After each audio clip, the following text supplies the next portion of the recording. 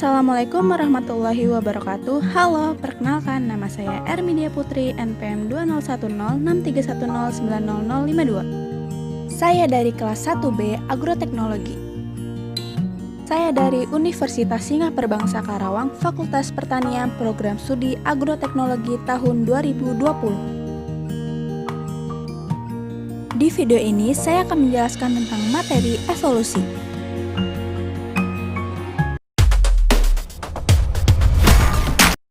Nah, di sini saya akan menjelaskan pengertian evolusi. Apa itu evolusi? Evolusi adalah proses perubahan makhluk hidup yang terjadi dalam jangka waktu yang sangat lama dan secara perlahan-lahan sehingga akan terbentuk spesies baru. Jadi, evolusi ini dia berjalannya lambat dalam waktu yang lama dari generasi ke generasi. Jadi, dia itu perubahannya tidak langsung. Macam-macam evolusi. Evolusi berdasarkan arahnya. Yang pertama, evolusi progresif merupakan evolusi yang menuju pada kemungkinan yang dapat bertahan hidup atau survival. Contohnya evolusi yang terjadi pada burung finch. Yang kedua, evolusi regresif merupakan proses evolusi yang menuju pada kemungkinan kepunahan. Contohnya evolusi yang terjadi yaitu pada hewan dinosaurus. Berikutnya ada evolusi berdasarkan skala perubahannya. Yang pertama, makroevolusi, yaitu perubahan evolusi yang dapat mengakibatkan perubahan dalam skala besar. Adanya makroevolusi dapat mengarah kepada terbentuknya spesies baru. Yang kedua, mikroevolusi, yaitu proses evolusi yang hanya mengakibatkan perubahan dalam skala kecil. Mikroevolusi ini hanya mengarah kepada terjadinya perubahan pada frekuensi gen atau kromosom. Sehingga perbedaan antara mikroevolusi dengan makroevolusi tidaklah begitu banyak, terkecuali pada waktu yang terlibat dalam proses tersebut. Namun, pada makroevolusi, sifat-sifat keseluruhan spesies adalah penting. Misalnya, variasi dalam jumlah besar di antara individu mengizinkan suatu spesies secara cepat beradaptasi terhadap habitat yang baru, untuk mengurangi kemungkinan terjadinya kepunahan. Berikutnya, evolusi berdasarkan hasil akhirnya. Yang pertama, evolusi divergen merupakan proses evolusi yang perubahannya berasal dari satu spesies menjadi banyak spesies baru. Evolusi divergen ini ditemukan pada peristiwa terdapatnya 5 jari pada vertebrata yang berasal dari nenek moyang yang sama dan sekarang dimiliki oleh bangsa primata dan manusia. Yang kedua, evolusi konvergen adalah proses evolusi yang perubahannya didasarkan pada adanya kesamaan struktur antara dua organ atau organisme pada garis sama dari nenek moyang yang sama. Hal ini dapat ditemukan pada hiu dan lumba-lumba. Ikan hiu dan lumba-lumba terlihat sama seperti organisme yang berkerabat dekat. Tetapi ternyata hiu termasuk dalam Pisces, sedangkan ikan lumba-lumba termasuk dalam mamalia.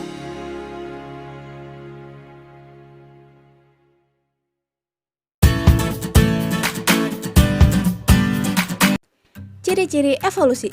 Yang pertama, evolusi adalah perubahan dalam satu populasi, bukan perubahan individu. Yang kedua, perubahan yang terjadi hanya frekuensi gen-gen tertentu, sedangkan sebagian besar sifat gen tidak berubah. Yang ketiga, evolusi memerlukan penyimpangan genetik sebagai bahan mentahnya, dan kata lain harus ada perubahan genetik dalam evolusi. Yang keempat, dalam evolusi perubahan diarahkan oleh lingkungan. Harus ada faktor pengarah sehingga evolusi adalah perubahan yang selektif. Ada beberapa mekanisme evolusi. Yang pertama, mutasi. Mutasi adalah perubahan materi genetik yang dapat diwariskan secara genetik pada keturunannya. Mutasi ini akan menghasilkan alel baru, kemudian melalui proses perkawinan akan menghasilkan variasi baru. Yang kedua, seleksi alam merupakan proses di mana mutasi genetik yang meningkatkan keberlangsungan dan reproduksi suatu organisme menjadi lebih umum dan tetap dari generasi ke generasi yang lain pada suatu populasi. Kondisi tersebut menyebabkan kompetisi antar organisme untuk bereproduksi dan bertahan hidup. Yang ketiga, seleksi buatan yaitu seleksi yang dilakukan oleh manusia. Dilakukan dalam rangka untuk memperoleh keturunan yang lebih baik, misalnya pada hewan ternak dan tanaman budidaya. Bukti evolusi. Fosil adalah sisa makhluk hidup yang hidup dulu sekali dan masih ada hingga hari ini karena terawetkan oleh keadaan alam. Salah satu bukti yang diungkapkan oleh evolusionis adalah Bambriator yang diyakini sebagai bentuk peralihan dinosaurus menjadi dinosaurus bersayap. Selanjutnya ada teori evolusi menurut para ahli. Jean-Baptiste de Lamarck ialah seorang ahli biologi Prancis yang menjelaskan evolusi berdasarkan suatu gagasan bahwa perubahan pada suatu individu disebabkan oleh lingkungan dan bersifat diturunkan, disebut teori Lamarckisme. Contoh klasik yang digunakan untuk menggambarkan teori evolusi ini adalah jerapah yang memiliki leher yang panjang karena kebiasaannya memakan daun-daun dari pohon. Berikutnya, Charles Robert Darwin. Teori evolusi Darwin ini tidak mengakui adanya penciptaan makhluk hidup secara mendadak dan berwujud sama selama hidup di bumi. Ada beberapa hal pokok dalam teori evolusi Darwin, yaitu yang pertama, variasi pada organisme merupakan variasi karakteristik yang muncul dalam penampakan fenotip organisme.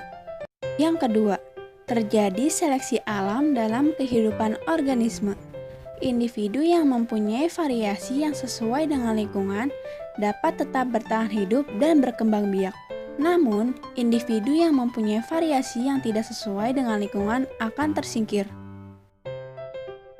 Contohnya, jerapah ada yang berleher pendek dan ada yang memperoleh makanan. Jerapah yang berleher pendek itu mati karena tidak memperoleh makanan, sedangkan jerapah yang berleher panjang bertahan hidup. Jerapah berleher panjang tetap dapat melangsungkan kehidupannya. Evolusi mempengaruhi setiap aspek dari bentuk dan perilaku organisme. Yang paling terlihat adalah adaptasi perilaku dan fisik yang diakibatkan oleh seleksi alam. Adaptasi-adaptasi ini meningkatkan kebugaran dengan membantu aktivitas seperti menemukan makanan, menghindari predator, dan menarik lawan jenis. Organisme juga dapat merespon terhadap seleksi dengan berkooperasi satu sama lainnya, biasanya dengan saling membantu dalam simbiosis.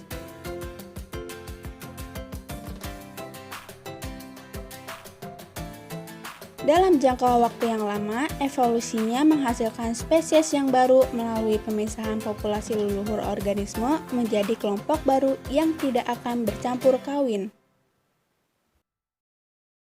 Evolusi pada hewan katak.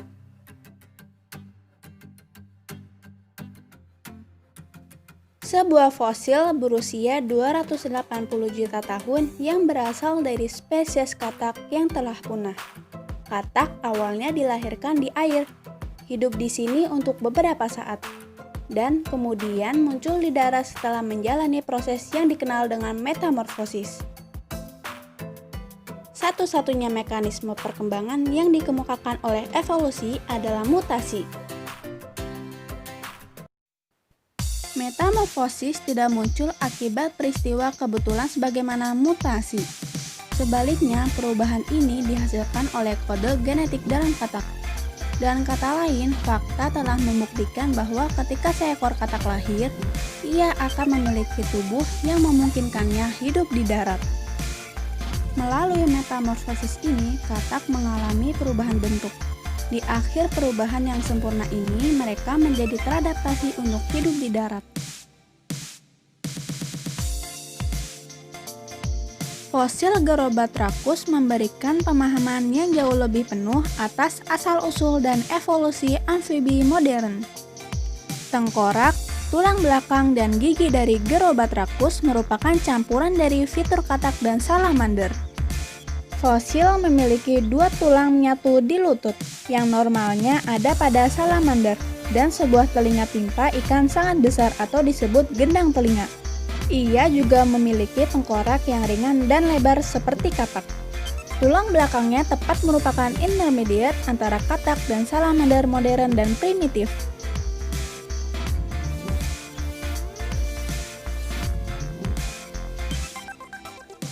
Gerobatrachus memiliki bentuk antara katak dan salamander, dengan tulang pergelangan kaki serupa dengan tulang salamander, tengkorak lebar serupa katak, dan tulang belakang yang serupa perpaduan keduanya.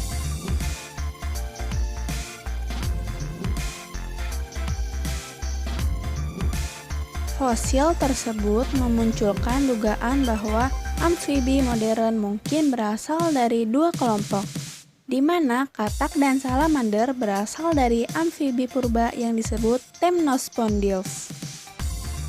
Sementara Caecilian serupa cacing adalah keturunan Lepospondyls.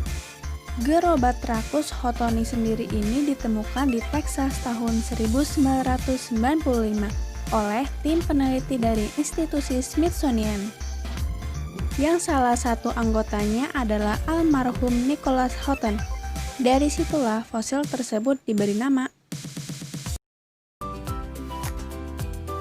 Evolusi pada tumbuhan kaktus.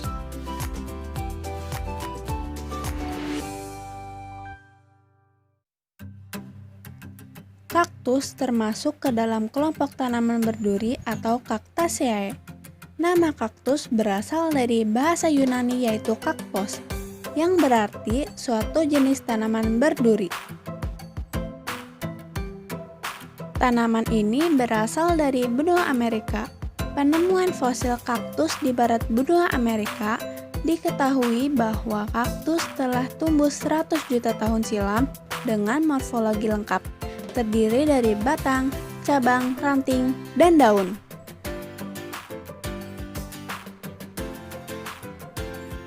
Akibat proses evolusi berjuta tahun tersebut, kaktus saat ini memiliki warna yang berbeda dan tidak memiliki daun. Para ahli menyebutnya dengan sisa flora purba dan telah tersebar sampai benua Asia.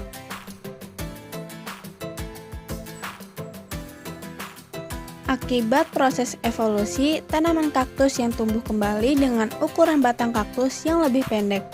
Dilihat dari bentuknya, kaktus merupakan tumbuhan yang mampu menyesuaikan diri dengan lingkungannya.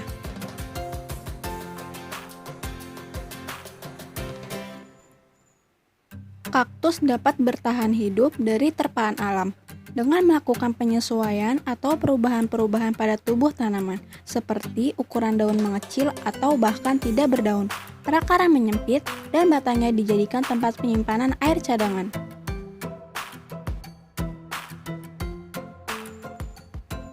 Tanaman kaktus menjadi menarik karena memiliki keunikan pada tubuh maupun cara bertahan hidup di habitat aslinya yang berbeda dengan kebanyakan tanaman yang ada. Kaktus tidak memiliki daun melainkan memiliki duri pada sekujur tubuhnya. Tanaman kaktus dinilai sebagai tanaman yang tidak indah dan berbahaya karena memiliki duri pada batang tubuhnya, namun menyimpan banyak makna yang begitu mendalam. Melalui bentuk dan cara bertahan hidup, tanaman kaktus tercipta sebuah filosofis untuk menggambarkan makna tentang kehidupan.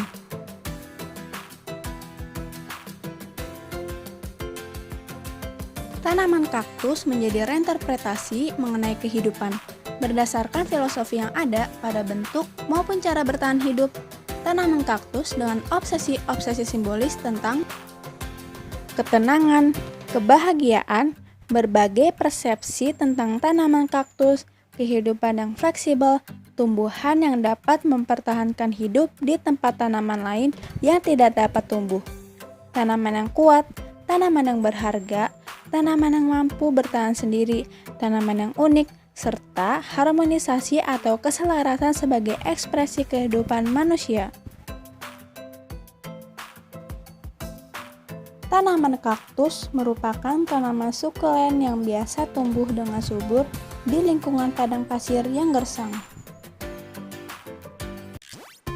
Mungkin cukup sekian materi yang saya sampaikan.